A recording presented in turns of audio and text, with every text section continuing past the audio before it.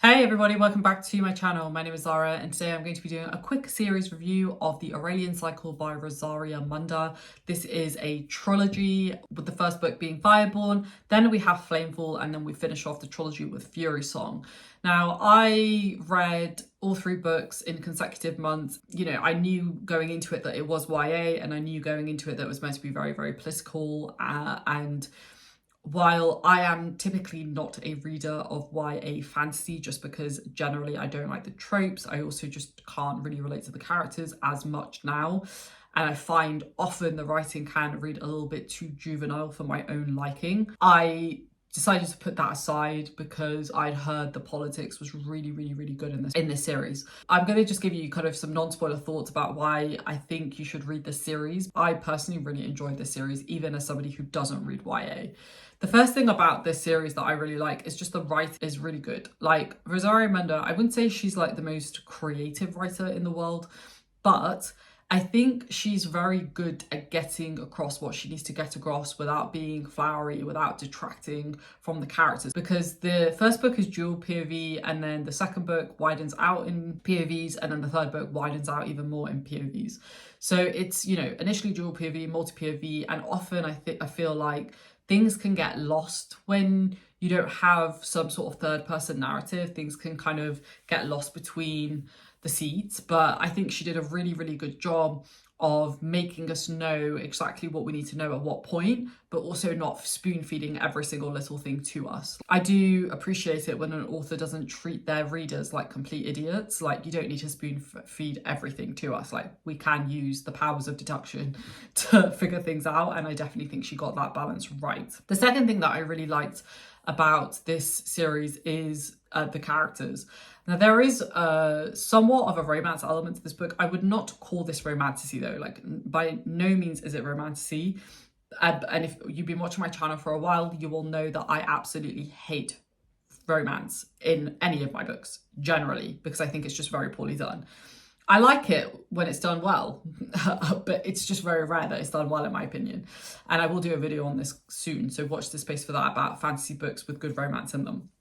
But in this one, I thought the characters, even though they were a little bit younger than what I typically enjoy reading, I think they felt very realistic for their age, but they weren't really silly. Like, I find a lot of books where the characters are a little bit younger, they're a bit more immature, a bit less experienced. They come across as, honestly, a little bit insufferable. And they come across as like caricatures of what they think teenagers are like. But that just does not happen in this series. These characters are very relatable to me, even as somebody who's no longer a teenager.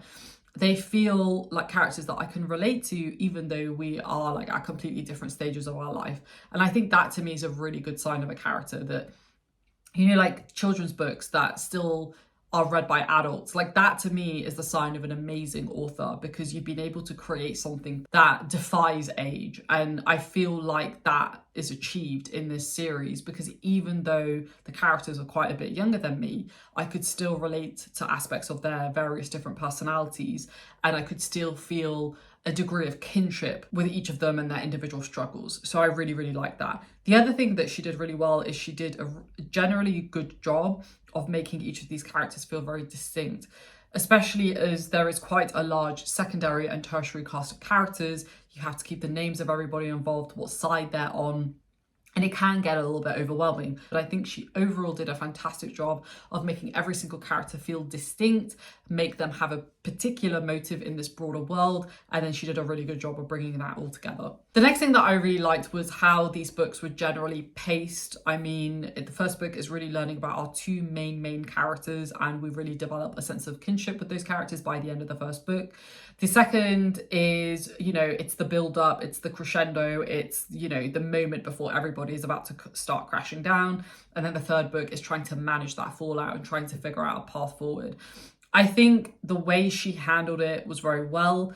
Books 1 and 2 for me were both 5-star reads. Like, I really enjoyed both of them. They were both individually paced very well, and they both fed into each other very well, if that makes sense. For me, the weakest one was actually the final one. That was not my favorite. I don't think it was nearly as good as the first two. That being said, I think she did a sufficient job of wrapping up the series. And just because the final book wasn't as good as the first two doesn't mean that you shouldn't read the series. Like, I still think you should read the series because it has a little bit of everything. It has a bit of action, a bit of adventure, it has a lot of politics, it has dragons in it, it has a little bit of romance in it if you're looking for that. It just has like a bit of everything, and she does everything pretty damn well in my opinion. That being said, the final book, just be aware of that. At least for me, I don't know if other people felt the same way. Like, it did feel like we lost some of the momentum. And I feel like that's because this series should honestly have been a duology. Like, I think it would have been great to cut out some of the storylines of book 3 and then just merge book 2 and 3 together so that it would have been a bit more cohesive. But that's just my personal opinion, of course. The other thing that I really liked, as usual with these types of books, is the thematic work. I think the themes in this book are really well captured. Obviously, there's a lot around revolution. There's a lot around like breaking systems.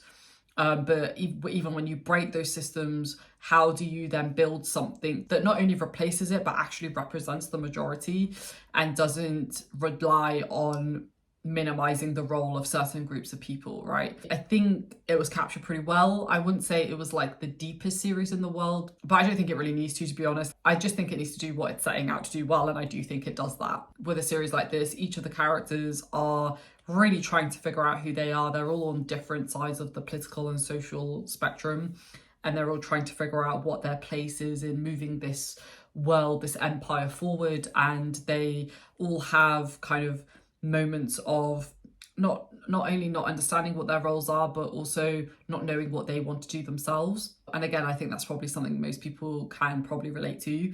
And so I do really like how she pairs their individual struggles with the broader context of this world and where it's going and what's happening. And I think she did a really good job of making us really feel the individual characters' struggles well. Like, we really do build a sense of empathy and sympathy for these individuals as they progress throughout the series. One other thing that I will mention that I really did quite like was the villains in this book are really well done, because it's not clear who really the villains are. And I think ultimately it shows us that there are villains on every side of the spectrum. And anything can almost be manipulated, anything can almost be used to excuse the most horrifying behaviour, the most horrifying acts against innocent people. And I personally really loved how she tackled that. Like, I thought it was done really sensitively. I think it was done in a way that felt really honest to the characters, but also I think is also quite thought-provoking for the reader as well. Now I'll talk about a few of the things that maybe to be mindful of. Like I said, I do think the final book was slightly weaker than the first two. Again, should not be a reason why you don't read this series, because this trilogy is really, really, really good overall. The only other thing that I would mention is, I think if you're the sort of reader that likes like a lot of world building and likes a lot of understanding of like how the mechanics of the world work, then I think you would also really like this book. While there isn't a ton of description about like what the world physically looks like, there's a lot of context that we get on how the characters and how the world has ended up where it is. So if you are also someone who likes learning things in dribs and drabs and getting this broader picture of how we've ended up here and how these events have kind of happened to get us here, then I also think this is another book that you'd really like, because we kind of get fed everything in little bits and pieces through different character perspectives. And so we do also question how history is also being told by the different perspectives, and you know, ultimately the truth is somewhere in the middle, right? It's not just one side or one side, it's probably somewhere here. So I really liked how she tackled that. She also tackled the topic of propaganda really well, which I think is something that we should all be very aware of. I think that was actually quite a big aspect of this book, about how, you know, the victors always tell the stories, and that can lead to a very distorted reality. So overall, this is a really, really good series. If you like adult fantasy and you don't typically read YA, I think you should still consider giving this trilogy a chance. These books read really quickly. That's one of the benefits of it being YA, in my opinion. Like, they read really, really quickly. They're very action-packed, and there's like something going on all the time, and all the characters, in my opinion, are generally very, very likable. Villains are written really well. The thematic work is pretty strong. I think overall it's just a very compelling series to read. And I think if you need something that you just kind of want to get completely lost in, then I think this could be the series for you. Let me know down below in the comments if you have read the series, or if you have any questions. I'm happy to answer them. And if you have read it and you want to discuss it, also feel free to reach out. I do really just want to shout out Cheryl, who I buddy read this trilogy with. We had such a fun time, and I'm so glad she kind of put this back on my radar so that we could read it, because I really, really enjoyed the experience. So if you like this video, please do give it a thumbs up, and hopefully I'll see you down below in the comments, folks. Thanks for watching, stay safe, take care, and I'll see you in my next video. Bye.